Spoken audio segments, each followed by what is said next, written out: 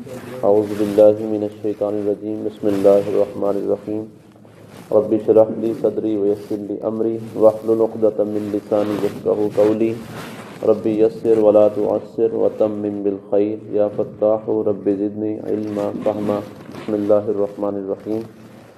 اللہ رب العزت کی توفیق سے، اللہ کے کرم اور اس کی مہربانی سے درس قرآن پاک کے اس سلسلہ کے اندر تو ہمیں قرآن کے لیے اللہ کے پیغام سے آگاہی حاصل کرنے کے لیے آج ہم سورہ فاتحہ کا آغاز کر رہے ہیں۔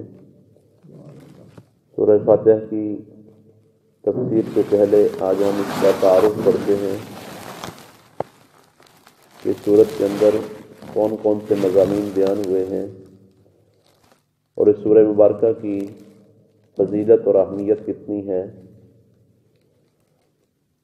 سورہ فاتحہ قرآن کریم کی سب سے پہلی سورہ مبارکہ ہے۔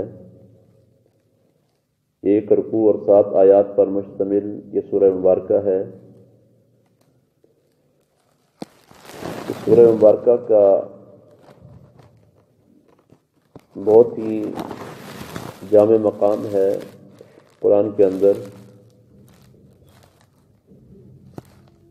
یہ سورہ مبارکہ اس کے مختلف نام ہیں جو اس کی عظمت کو اور اس کی شان کو اور اس کے مقام کو بیان کر رہے ہیں۔ مختلف نام حضور نبی کریم صلی اللہ علیہ وسلم نے اس کے بتائے ہیں۔ بے شمار ناموں میں سے چند نام وہ آج ہم اپنی اس نشست کے اندر جس کا گفتگو کرتے ہیں، جن کے بارے میں سب سے پہلے تو اس کا نام جو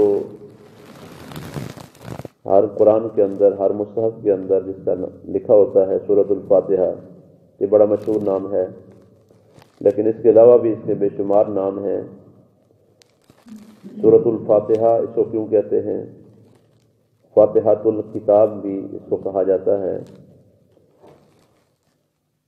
اس لیے اس کا معنی ہے کہ کتاب کی ابتدا کرنے والی سورہ، کیونکہ اس سورہ مبارکہ سے قرآن کریم لکھنے کا بھی آغاز ہوتا ہے، قرآن کریم پڑھنے کا بھی آغاز ہو رہا ہے، تو اس کو اس وجہ سے فاتحۃ الکتاب کہا جاتا ہے، یعنی قرآن کا کتاب کا آغاز کرنے والی سورہ مبارکہ۔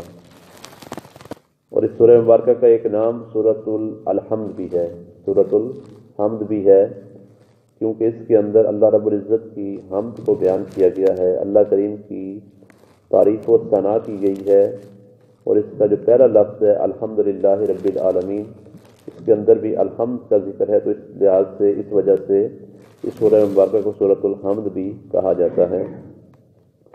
اور اس سورہ مبارکہ کا ایک نام سورۃ الدعا بھی ہے، کیونکہ حضور نبی کریم صلی اللہ علیہ وسلم کا فرمان مقدس ہے، افضل الذکر لا الہ الا اللہ وافضل الدعاء الحمدللہ، یعنی تمام اذکار میں سے افضل جو ذکر ہے وہ لا الہ الا اللہ ہے، اور تمام دعاؤں سے افضل دعا الحمدللہ ہے۔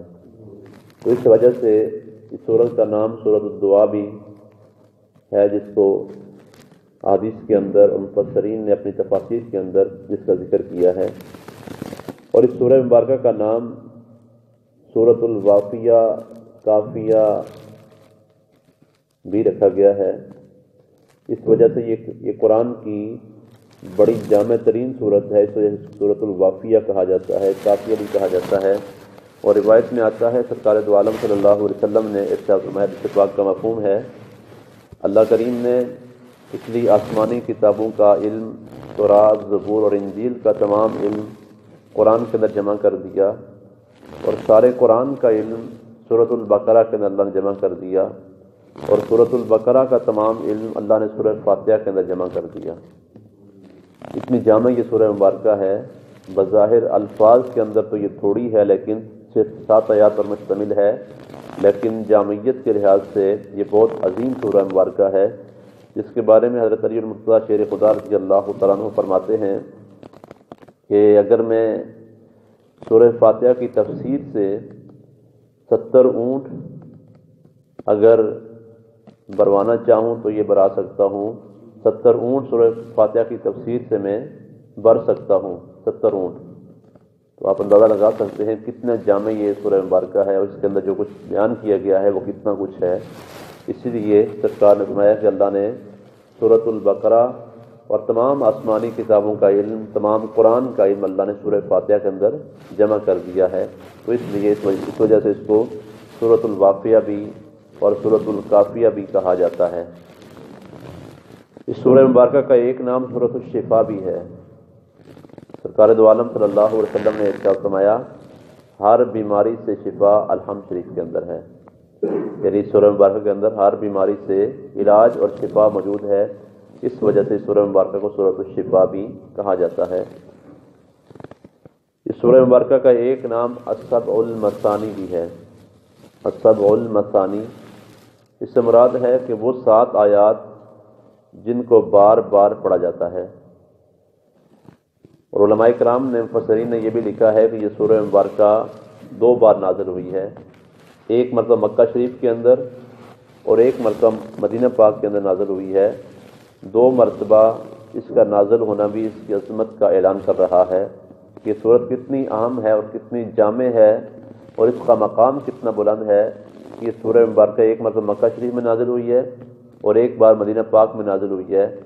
اس وجہ سے بھی اس کو سبع المثانی کہا جاتا ہے، یعنی ایک سے زائد مرتبہ نازل ہونے والی 7 آیات۔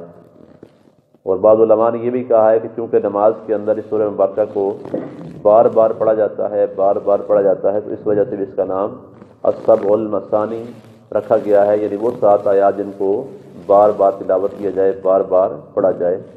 یہ سورہ فاتحہ کے مختلف نام تھے جو میں نے آپ کے سامنے ذکر کیے ہیں۔ اس کے علاوہ بھی بے شمار نام ہیں جن کو مفسرین نے اور احادیث کے اندر ذکر کیا گیا ہے۔ یہ سورہ مبارکہ، اس کی فضیلت کے بارے میں سرکار دو عالم صلی اللہ علیہ وسلم کا ایک فرمان ہے۔ حضرت ابو سعید بن معلّہ رضی اللہ تعالیٰ عنہ نماز پڑھ رہے تھے، صحابی رسول ہیں۔ سرکار دو عالم صلی اللہ علیہ وسلم نے بلایا تو وہ نماز پڑھ رہے تھے، اس وجہ سے حاضر نہ ہوئے حضور کی بارگاہ میں۔ جب نماز سے فارغ ہوئے تو پھر سرکار کی بارگاہ میں حاضر ہو گئے۔ تو سرکار دو عالم صلی اللہ علیہ وسلم نے پوچھا کہ میں نے تمہیں بلایا تھا، تم حاضر کیوں نہیں ہوئے؟ اس سے ابھی رسول عرض کرتے ہیں بارگاہ مصطفیٰ صلی اللہ علیہ وسلم میں، یا رسول اللہ صلی اللہ علیہ وسلم، میں نماز پڑھ رہا تھا اس لیے حاضر نہیں ہو سکا۔ تو اللہ کے پیارے حبیب صلی اللہ علیہ وسلم نے ارشاد فرمایا کہ تم نے قرآن میں اللہ کا یہ فرمان نہیں پڑھا، استجیبوا للہ وللرسول اذا دعاکم، جب اللہ اور اللہ کے رسول تمہیں بلائیں تو اللہ اور اس کے رسول کی پکار پر لبیک کہتے ہوئے بارگاہ کے اندر حاضر ہو جاؤ۔ کیا تم نے یہ نہیں پڑھا؟ تو پھر سرکار دو عالم صلی اللہ علیہ وسلم نے ارشاد فرمایا کہ میں تمہیں آج اس مسجد سے نکلنے سے پہلے ایک بڑی عظیم صورت کے بارے میں بتاؤں گا جو مجھ پر نازل ہوئی ہے۔ پھر صحابی رسول عرض کرتے ہیں سرکار دو عالم صلی اللہ علیہ وسلم نے ارشاد فرمایا کہ وہ سب سے عظیم صورت، وہ سب سے افضل صورت سورۃ الحمد ہے۔ سورۃ الحمد ہے، الحمدللہ رب العالمین، وہ سب سے عظیم افضل سورہ مبارکہ ہے۔ حضور نبی کریم صلی اللہ علیہ وسلم کے دیگر فرامین بھی ہیں سورہ فاتحہ کی فضیلت اور اہمیت کے بارے میں کہ اس کی عظمت بہت بلند ہے، اس کی شان اور اس کا مقام بہت بلند ہے۔ یہ سورہ مبارکہ تمام قرآن کی جامع ہے۔ اس کے اندر جو مضامین بیان کیے گئے ہیں ان میں سب سے پہلے تو اللہ رب العزت کی حمد بیان کی گئی ہے، اللہ کے رب ہونے کا ذکر کیا گیا ہے، اللہ رب العزت کے رحمان اور رحیم ہونے کا ذکر کیا گیا ہے، اللہ رب العزت کے روز جزا کا مالک ہونے کا ذکر کیا گیا ہے۔ اللہ کا ذکر ہوا کہ تمام عبادتوں کا مستحق حقدار اللہ کریم ہے، اللہ سے ہی حقیقی استعانت مانگی جاتی ہے، مدد مانگی جاتی ہے، اور وہی عبادت کا مستحق ہے۔ اور اس سورہ مبارکہ کے اندر دعا مانگنے کے آداب کا ذکر بھی ہوا ہے کہ دعا کیسے مانگنی ہے، صراط مستقیم کا سوال اللہ کی بارگاہ میں کرنا ہے اور اللہ کے انعام یافتہ بندوں کے راستے پر چلنے کی دعا کرنی ہے، اور جن لوگوں پر اللہ کا غضب ہوا، اللہ کا قہر نازل ہوا، اللہ کریم جن سے ناراض ہوا، ان لوگوں کے راستے پر نہیں چلنا اور اس راستے سے بچنے کی دعا اللہ کریم کی بارگاہ میں کرنی ہے۔ اور جو لوگ گمراہ ہوئے، ہدایت کے راستے سے ہٹ گئے، ان لوگوں کے راستے پر چلنے سے منع کیا گیا، اور اس انداز میں دعا سکھائی گئی کہ انعام یافتہ بندوں کے راستے پر چلنے کی دعا تو کر سکتے ہیں، لیکن جن لوگوں پر اللہ کا غضب ہوا، اللہ کا قہر اور اللہ کا عذاب نازل ہوا، اور جو لوگ گمراہ ہو گئے، راہ راست سے ہٹ گئے، ان لوگوں سے، ان کے راستے سے بچنے کی دعا کرنی ہے۔ تو یہ تھا سورہ فاتحہ کا مختصر کا تعارف جو میں نے آپ کے سامنے عرض کیا ہے۔ اللہ تعالی ہمیں اس سورہ مبارکہ کا